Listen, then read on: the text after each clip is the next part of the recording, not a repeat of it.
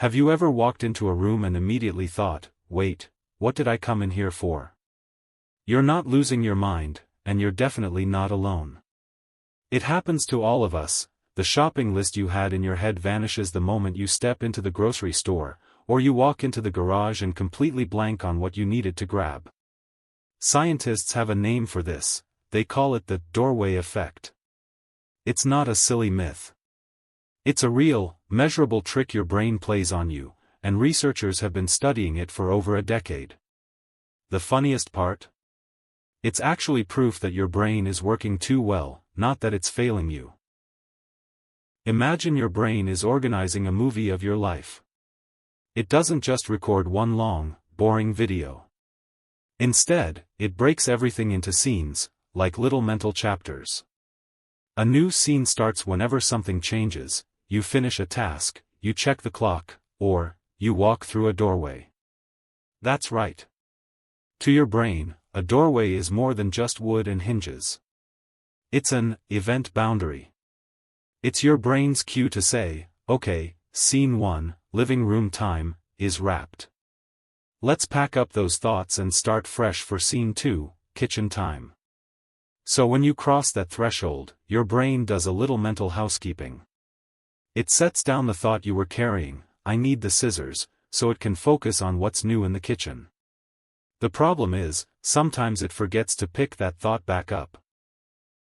Back in 2011, a clever psychologist named Gabriel Radvansky at the University of Notre Dame decided to test this.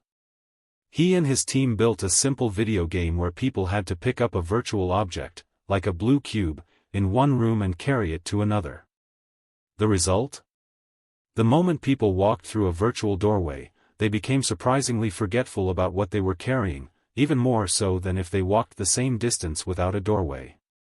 But maybe it was just the video game? Nope. They tried it in real life, with real rooms. Same result. Our brains really do use doors as mental dividers. Later studies found you don't even need a real door.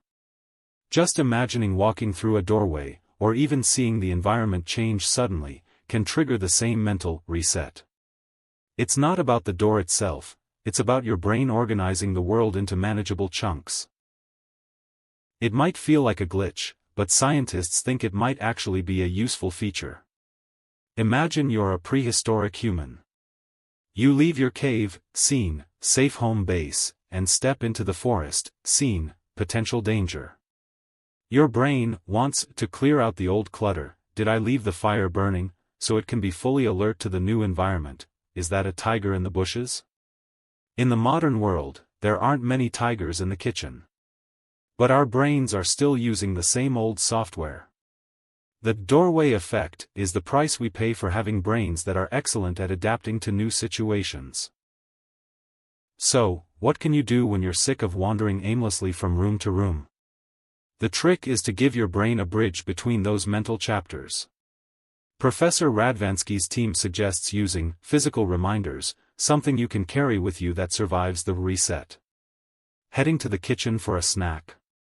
Grab an empty bowl from the living room table on your way. When you get to the kitchen and see the bowl, it'll shout, right.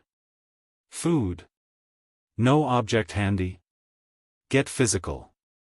If you're going for cereal, cup your hand like you're holding a spoon as you walk. The simple action can keep the thought alive.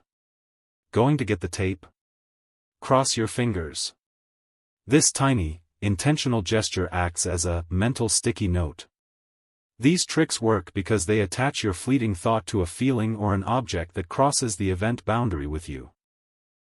If this happens to you all the time, it might be a sign you're just really distracted or multitasking too much.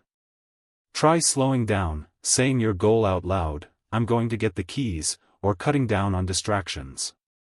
But for the most part, the doorway effect is just a normal, quirky part of being human. So next time you stride into a room and come to a complete mental standstill, don't get frustrated. Just smile.